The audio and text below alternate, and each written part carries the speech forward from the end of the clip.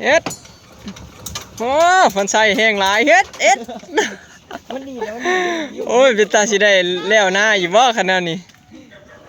หน้าใด แขวออกนะจอย ขนาดอายุไม่ติดเบื่อดีด้ง ไปทางไหน หันไปผู้ติดบ่ได้ดอกให้อ้าย ขนาดแห้งสนี้ยัง มันดีดแขวหักบ่ได้มีอายุนั่นนี่ มาบุได้บัดนี้ บวกกำมันนั้นที่ดึงได้ กำมากำไหม เห็นไหมแก กำคัด อะไรนี้ เอาพันใส่อีกบาทหนึงดู แต่ มันดีทำบุได้ อัน เนี่ย เยอะโหจะไป ป้าน่ะสิไปหับจ้างไทยหน้าติดรถไทยบ่ได้นี่ก็แล้วเอามาแล้วปีหน้าเพิ่นอยากได้เมียเป็นเคยเด้อเนาะเขาใส่ติดรถไทยบ่เป็นตาได้ไฟดอกขนาดนี้มั้งคอยเฮ็ด ไปหับนั่งนิ่งๆพี่น้องขี่วิโก้ไปไปดับนั่งนิ่งๆเอาไปต้มลงกระเป๋าเจ้าโทษบอกเจ้าแต่ว่านี่เราเอาคนโต๊ะไม่ยากอันนี้ไข่ไปเลยว่าเจ้าบนยากเขาเจ้าเกลือให้ด้วยพี่น้องเขาเจ้าแบบงามมาแรงเลยเจ้ามาเกลือเองงามมาแรงเลยตาเนี่ยมาแรงหรือย่าบอกว่าย่าคนโต๊ะนั่นนี่ ยังมีหลายคน พอมันขึ้นฝนอยู่เลยได้แล้วไม่ทราบไม่เอาไม่ได้เสียเงินหรอกพี่น้องเพราะว่าพระเจ้าต้มให้พี่รอบเสียแต่รอบแรกต้มตัวติ๊กพระเจ้าแล้วก็ทีมงานร้อยแล้วก็ เขาเรียกคำหรอ โอ้ยน้ำมันนั่นน่ะน้ำมันรู้ไรต้องเดี๋ยวเขาเห็นพื้นเนี่ยมันมุดแต่ได้พื้นที่ลายอะไรเขาเห็นอันน้องกี่โมงแล้วนะจำโมเมนต์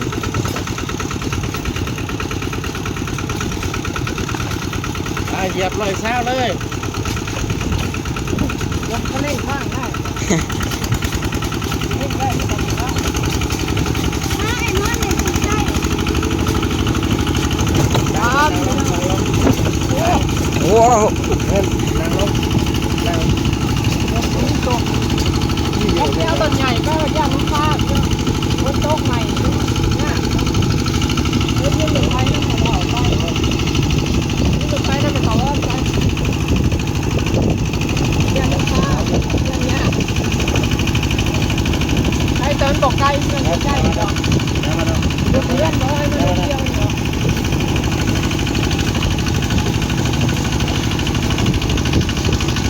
เรื่องงานเนาะ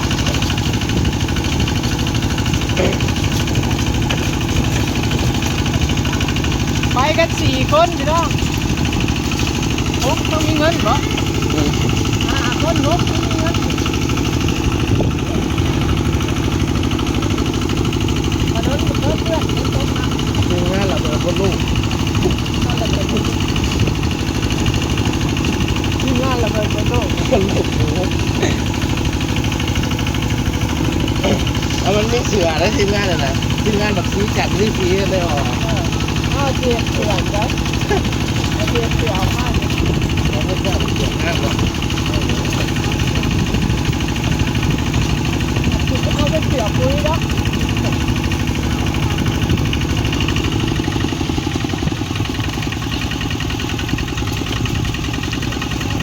ฮอดแล้วพี่น้องฮอดแล้วนี่เราฆ่าอยู่ฮะ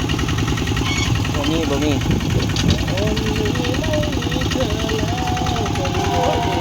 ทำบอกงูเราขยายบ้างไงเก่าๆเลยตอนนี้เนาะ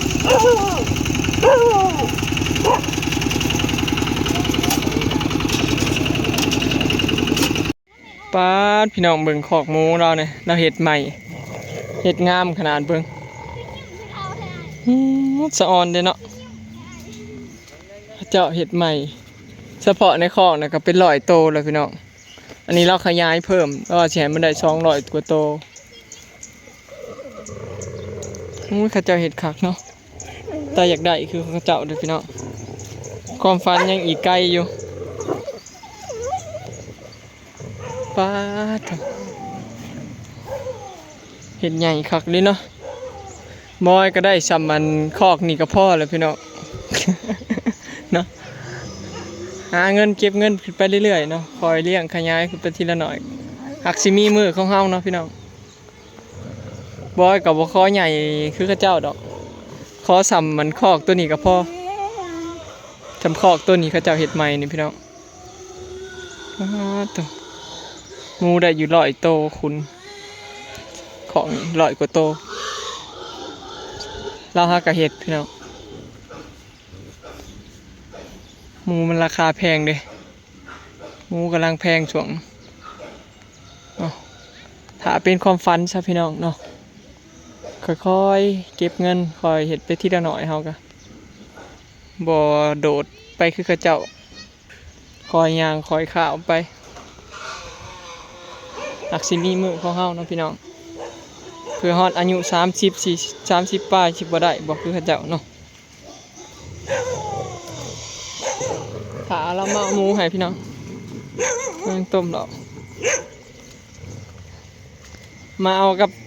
น้องทำชิมอนพรชัยกับนายอ้วนคือเก่าพี่น้องทีมงานอันยังเกาะระเบิดหมดลูก ทีมงานนายอ้วนวันนี้ ถามหมูก่อนพี่น้องเงินอย่าลงเงินมีเงินไอ้อ้อยมีเงินสิลงเลยเงินมีเงินอยู่เงินนะนั่งอยู่หั่นแหละ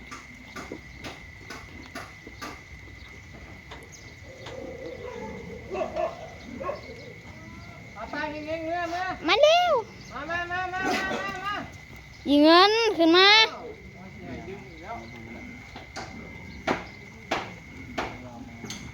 ห้องมันหรอกกลับบ้าน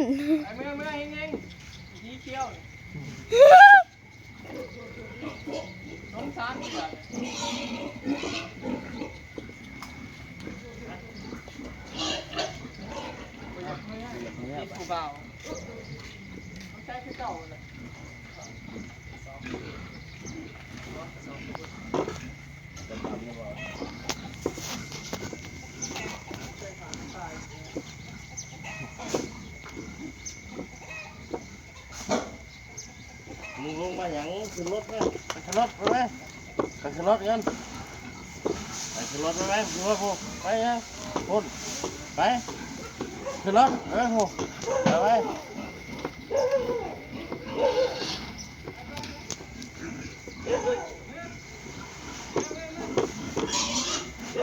เทหัวอาหารใหญ่มาหอดโกงให้มันไหลกินมาเลย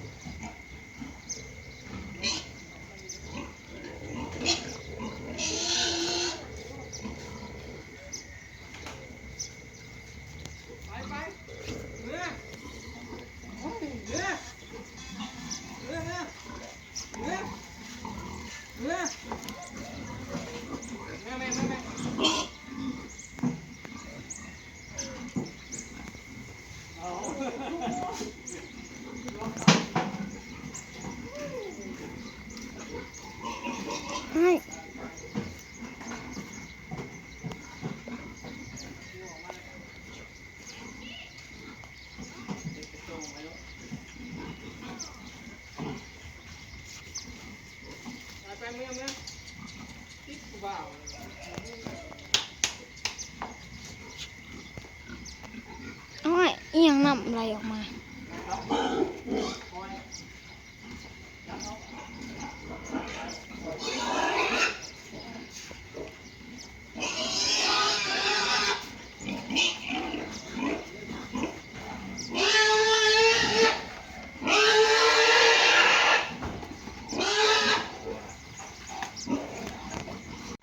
เดี๋ยวว่างเนาะ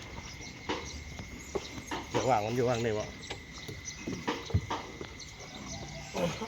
โอ้เดียวกับว่า พอพ่อตายแล้ว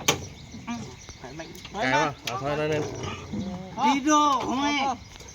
ให้เงินลงก่อน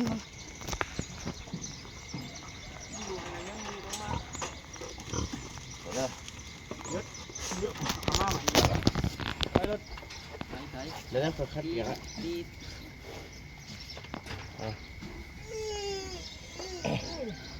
อ๋อคัดเกียร์แล้วเนื้อข้าวบะยอกดีสูงงัดเลย ถอยหน่อยหนึ่งบอกนี่เพิ่มรถ ลากเอาไปดิ รถเขาว่ารถมันมาไก่พวก บกไก่แล้วมันไก่ได้เดือน รถน้ำมันหน่อยหนึง เอาอีกว่า ประมาณคืบหนึงก็ได้พอ พ่อ เอาโยกให้มันวิดวงเลย เดี๋ยวเราไปลงละ ไปเมื่อมึง นะครับ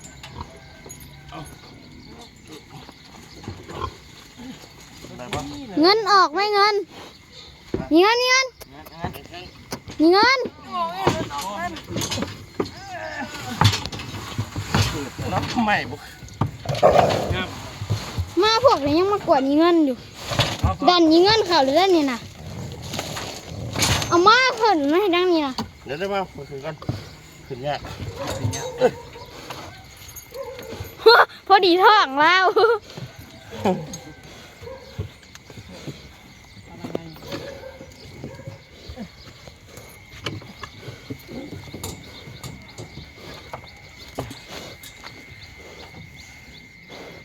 คนอ้วนกว่าเก่าเนาะเบิ่งน้ำหนักก็หูย่อบอกกูนะ ว่าได้ขุนอยู่ขุนเดือน คุณเจ้าเลี้ยง ขุน ดี เดือนหนึ่งเนาะ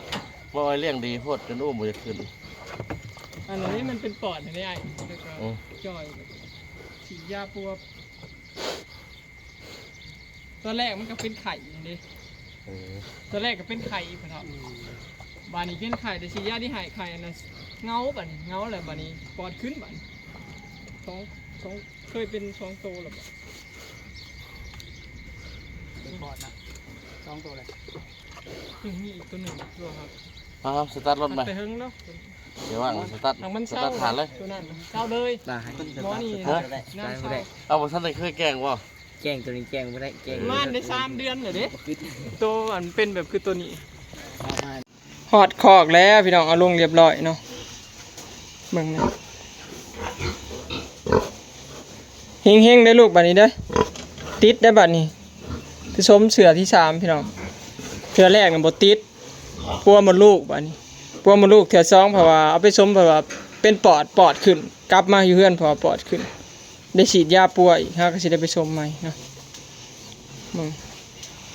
เฮงๆบัดนี้เนาะให้เฮงๆสมชื่อเด้อบัดนี้ถ้าพอฮะได้เงินได้คำได้บัดนี้รอบนี้ถือว่าเป็นรอบสุดท้ายเลยพี่น้องเนาะชมเตือสุดท้ายเป็นเมืองใครแต่อากาศบ่ฮ้อนเนาะขึ้นฝนก็เลยไปหลับเพิ่นซะ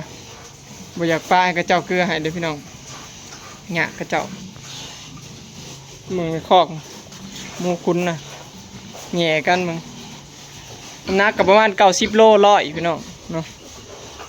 ตัวน้อยก็ประมาณ80 ปลาย90 โลนี่แหละตัวใหญ่ก็ประมาณ100 โลเนาะสิขายเพราะว่าฝนตกพี่น้องเขาเจ้าบ่มาเอาซ้ำบอกให้มาเอาเพราะว่าโทรบ่ติดซ้ำตัวเฮาบัดนี้สิได้เอาผู้ใหม่มาซื้อแล้วพี่น้องบัดนี้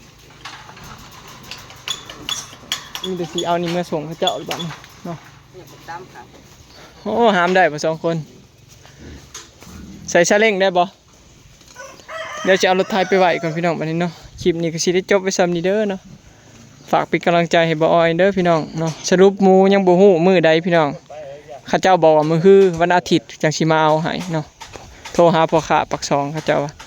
ถ้าวันอาทิตย์แต่ว่าเดี๋ยวสิโทรหาอีกพ่อค้าหนึงเนาะว่ามื้อใดเนาะพี่น้องเดี๋ยวบ่ออยสิอัปเดตให้เบิ่งอีกเนาะรอลุ้นอยู่เดี๋ยวนี้ ถ้ามื้อหมูขายก็บ่ได้ขายซ้ำบัดเนาะไปแล้วพี่น้องสบายดี